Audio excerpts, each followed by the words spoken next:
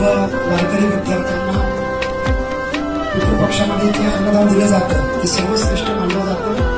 त्याच पद्धतीने शंकरदेव चेतना डायरी महान यांचे मालक यांनी आपल्या या देवोदय वारकरी जीवनशाळेतील सर्व साधक विद्यार्थ्यांना सन्मानपूर्वक बोलून हेतूच्या असं त्यांचं भोजनाची व्यवस्था त्यांनी केलेली आहे. मी शेठ यांना विनंती करतो की आपण संकल्प सोडायचा आहे.